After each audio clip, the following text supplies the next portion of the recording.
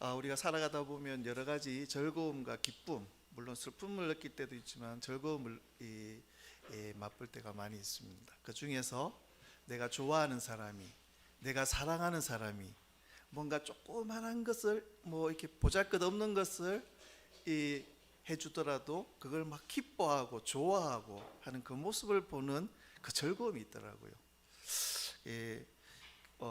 오늘 우리 하나된 교우들 음료수 한 잔인데 그게 막 좋아하고 즐거워하는 그 모습이 제 기쁨이고 또 아깝지가 않은 생각이 듭니다.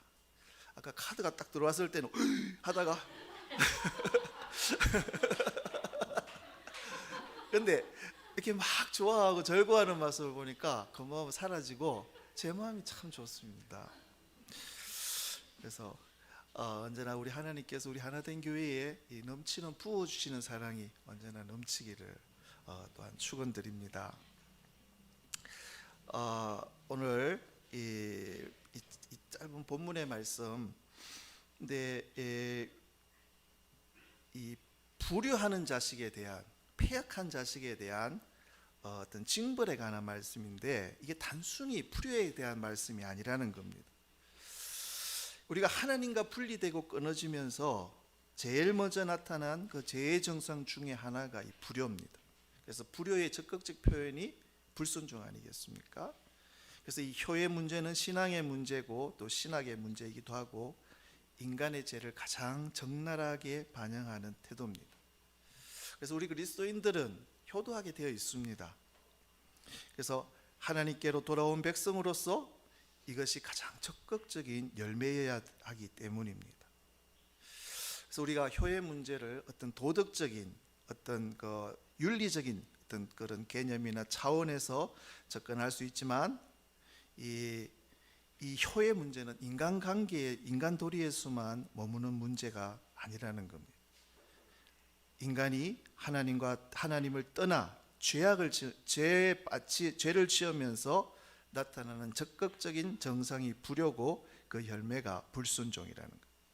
그래서 오늘 본문의 말씀을 보면 이 순종에 대한 표현이 강조되어 있는데 이 불순종에 대한 자녀들을 어떻게 처벌하도록 되어 있는가? 얘가 오늘 본문의 말씀인데 이 20절 보면 방탕이라는 단어가 나옵니다. 방탕.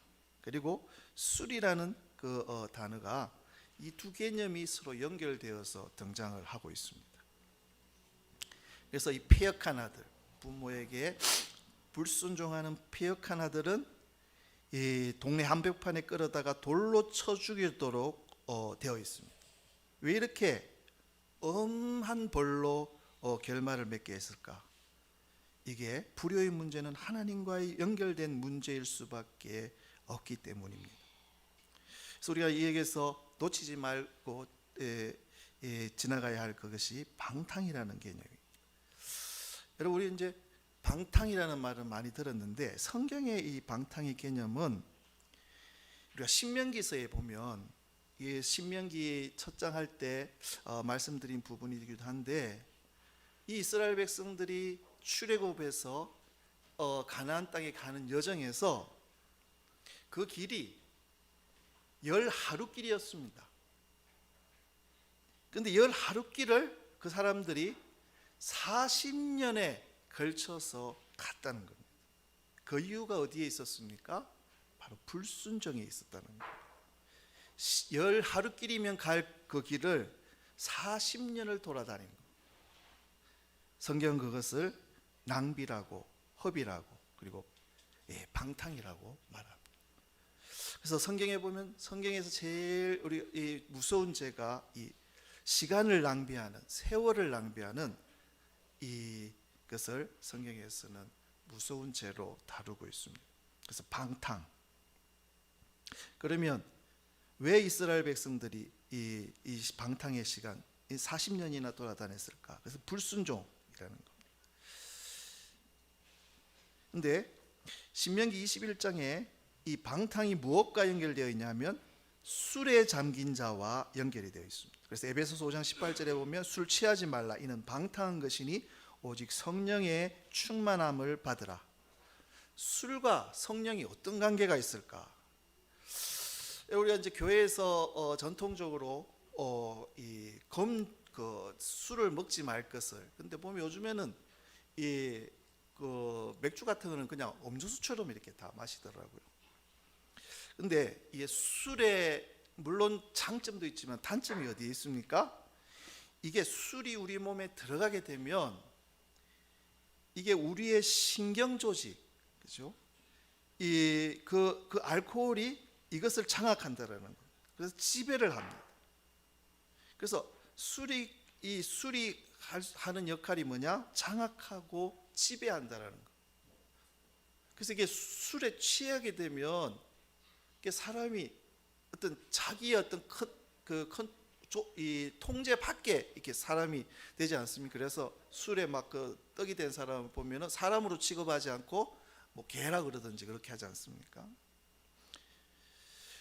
근데 성령도 마찬가지로 우리 속에서 뭘 하시기를 원하시느냐? 장악하고 지배하기를 원하신다라는 거. 그래서 이 어울리지 않는 이 두 개의 개념이 한 문장에 들어가 있는 거예요. 그래서 우리 그리스도인들이 술을 멀리해야 되는 이유는 신앙 고백의 메시지가 거기 있기 때문입니다. 내가 예수 그리스도를 구주로 고백하고 그분이 나의 주인이 되어 주신 이상 나의 인생과 내 가치와 내 모든 걸음걸음은 그분이 장악하시고 지배하신다는 고백으로서 술 취하지 말라는 겁니다. 나를 지배하시고 장악하시고 주장하시는 분은 오직 성령 하나님, 그분밖에 있을 수 없다는 것을 고백하는 그 적극적인 어떤 신앙의 고백이 술 취하지 말라는 겁니다. 그래서 성령의 지배의 삶을 살지 않으면 이 시간이 낭비되고 허비된다. 그래서 그걸 또 성경은 방탕이라고. 그래서 오늘 보니까 방탕하며 술에 잠긴 자라 하는 이 아들을 어떻게 합니까? 성읍의 사람들이 그를 돌로 쳐 죽이라고. 그래서 너희 중에서 악을 제하라. 그리하면 온 이스라엘이 듣고 두려워하리라. 여러분, 우리는 누가복음 15장 말씀에 돌아온 탕자 얘기를 너무나 잘 알고 있지 않습니까? 둘째 아들이 아버지가 살아계신데 아버지의 그 재산 중에서 자기가 받을 유산을 미리 끌어달라고 해서 그것을 받아서 타지로 가지 않습니까? 근데 지금도 그렇지만 그 당시 아버지가 살아계시는데 그 유산을 요구하는 것은 폐역 중의 폐역이라는 거예요. 그러니까 오늘 본문에 나온 것처럼 그 아들은 동네 사람들한테 돌에 맞아 죽어도 죽어야 되는 것이 그 당시의 율법이었습니다. 그래서 그 아들이 얼마나 돈 받아가고 신나게 쓰고 왔어. 그리고 이방으로 갔다는, 그 당시 이방 땅으로 갔다는 것은 내가 다시는 내 고향으로 아버지가 계신 이 고향으로 돌아오지 않겠다라는 강한 뜻이 포함되어 있다. 다시는 내가 돌아오지 않고 내 마음대로 내 하고 싶은 대로 다 하고 살겠다라는. 그래서 신나게 쓰다 보니까 자기가 가지고 있던 거 다 잃어버리고 결국에는 뭡니까? 유대인들이 가장 정오하고 싫어하는 돼지가 먹는 쥐염 열매를 나누어 먹어야 되는 그 비참한 지경에까지 그 방탕한 그 아들이 빠지지 않습니까? 근데 보면 이 사람에게는 기소 본능이 다 있어서 자기의 실상을 이제 처지를 자각했을 때 아버지한테는 돌아갈 수 없는 신세입니다. 돌아갔다가는 이게 돌에 맞아 죽는 거니까. 그런데 이 인간의 마음 이 속에는 이 기소 본능에 하나님께서 설계하신 그 본능이 있다는 거예요. 그때 아버지께로 감히 돌아갈 생각을 가지고 아버지 집으로 돌아갑니다. 근데 그 아들이 아버지한테로 돌아왔을 때 멀리 보이는데 어떻게 합니까? 아버지가 그 아들한테 달려가지 않습니까?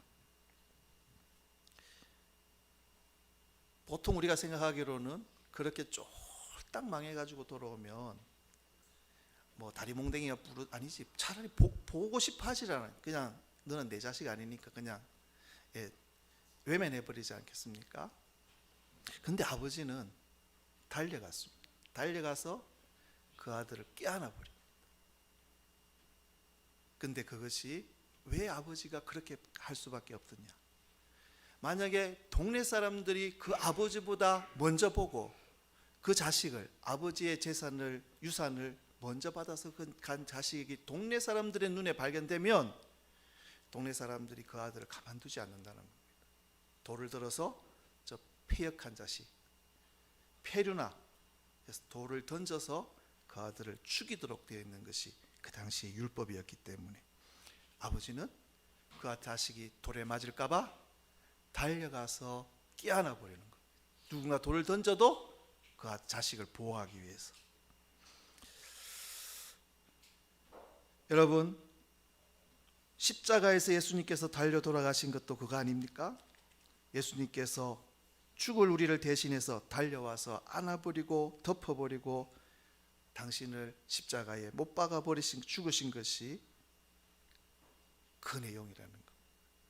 그래서 우리가 죽게 가까이라는 우리가 찬양을 드리지만, 그리고 야고보 4장 8절에 보면 죽게 가까이함이 복이라.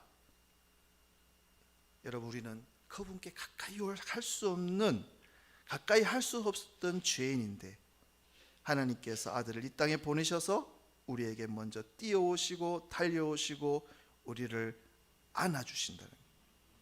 목을 어긋맞겠다라는 말은 덮어버렸다. 왜요? 죽을 아들이니까.